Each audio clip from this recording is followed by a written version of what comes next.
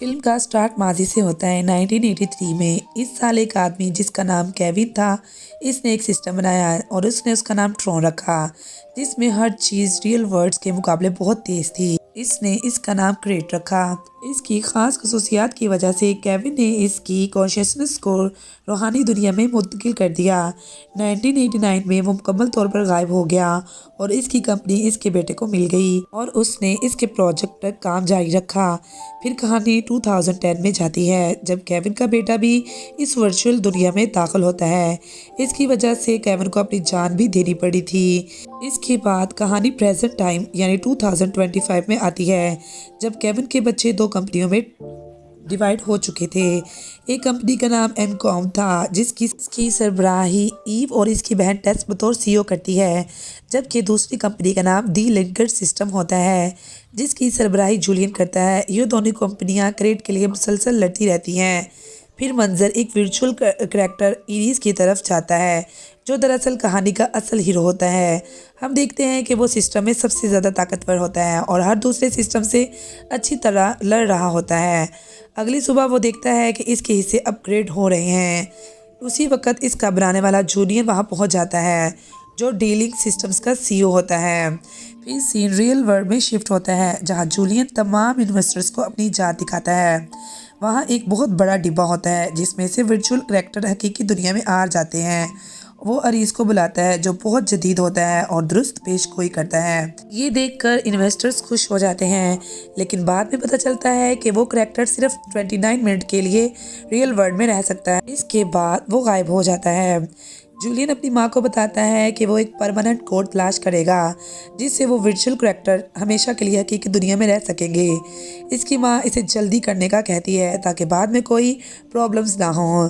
फिर मंजर अलास्का में जाता है, जहाँ ईव एक निजी तहकीकी मरकज़ पर पहुँचती है। यही वो जगह होती है जहाँ पहले केविन और बाद में टेस ने काम किया था। टेस बीमारी की वजह से मर चुकी थी और इसका रिकॉर्ड शुदा पैगाम स्क्रीन पर चलता है, जिसे सुनकर ईव बहुत खुश होती है। कुछ देर बाद ईव की दोस्त सेट आ जाती है। वो दोनों मिलकर टेस की तहकीक पर काम करती हैं। टेस अपनी ज़िंदगी के आखिरी दिनों में से एक ऐसे कोड की तलाश में थी, जो डिजिटल प्रोग्राम्स को हकीकी दुनिया में मुस्तकिल बना सके, जिसे परमानेंट कोड कहा जाता था। काफ़ी टाइम के बाद स्क्रीन पर एक पुरअसरार कोड नज़र आता है, जो डबल हेलिक्स की शक्ल में होता है और वही परमानेंट कोड होता है। वो ग्रिड में एक डिजिटल ट्री मुंतखब करती है और लेज़र के ज़रिए इसे हकीकी दुनिया में ले आती है। इनके सामने एक रियल नारंगी ट्री आ जाता है। 29 मिनट गुजर जाते हैं, लेकिन दरख्त ख़त्म नहीं होता। फिर मंजर वापस क्रेट में जाता है। अरीस जूलियन के रवैये से परेशान होता है और कहता है, इसके लिए मैं सिर्फ एक खिलौना हूँ। इसका नायब इससे इसके हकीकी दुनिया के तजर्बे के बारे में पूछता है और अजीज बताता है कि इस बार सब कुछ डिफरेंट था। फिर मंजर एनकॉम में जाता है, जहाँ नया गेम लॉन्च हो रहा था। हर तरफ जोश था, मगर ईव नज़र नहीं आती, क्योंकि वो खुफिया मिशन पर होती है। इधर जूलियन अपनी लैब में एनकॉम को हैक करने का सोच रहा होता है, मगर इसकी माँ इसे रोकती है। जूलियन कहता है कि ईव भी परमानेंट कोड के पीछे है और इसे वो कोड पहले चाहिए। फिर अरीस और इसके सिपाही एनकॉम पर हमला करते हैं। अलार्म बजने लगते हैं, सिक्योरिटी अलर्ट हो जाती है और ज़बरदस्त लड़ाई शुरू हो जाती है। अरीस एक जगह पहुंचता है, जहां जूलियन को रिमोट कंट्रोल मिल जाता है, लेकिन ईव का पुराना इंटरव्यू देखकर वो चंद लम्हों के लिए रुक जाता है और पहली बार इमोशनल हो जाता है। बाद में वो ईव की फाइल हासिल कर लेता है। जूलियन के सिपाही फरार होने लगते हैं, मगर एनकॉम के सिक्योरिटी प्रोग्राम इन्हें रोकने की कोशिश करते हैं। जूलियन के सिपाही ज्यादा ताकतवर होते हैं। अरीस अपने जख्मी साथी को बचाता है, जिस पर जूलियन गुस्से में आकर पूरा सर्वर तबाह कर देता है। एनकॉम का इवेंट मनसूख हो जाता है। अरीस को अपने साथी की मौत पर दुख होता है और वो इंसानों जैसे जज्बात महसूस करने लगता है। फिर ईव अलास्का से रवाना होती है। जूलियन एरीस को ईव का पीछा करने का हुक्म देता है।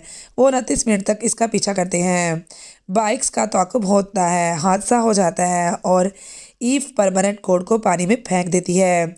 जूलियन हेलीकॉप्टर भेजकर दोनों को ग्रिड में ले जाता है। बाद में एरीस ईव को लेकर हकीकी दुनिया वापस आता है। इसके पास सिर्फ 29 मिनट होते हैं। वो केविन के पुराने कंप्यूटर तक पहुंचते हैं, मगर जूलियन के सिपाही भी पहुंच जाते हैं। सिस्टम तबाह हो जाता है। ईव वापस ग्रिड में चली जाती है, फिर दोबारा हकीकी दुनिया में वापस आती है। अरीस केविन से मिलता है, जो इसे परमानेंट कोड दे देता है। अरीस वापस जाकर ईव की मदद करता है। जूलियन की सिपाही ख़त्म हो जाते हैं, पुलिस आ जाती है और जूलियन ग्रिड में चला जाता है। आखिर में दिखाया जाता है कि ईव ने परमानेंट कोर्ट से बहुत अच्छे काम किए, जिससे सबको फ़ायदा हुआ। रीस अपने दोस्तों को तलाश कर रहा होता है।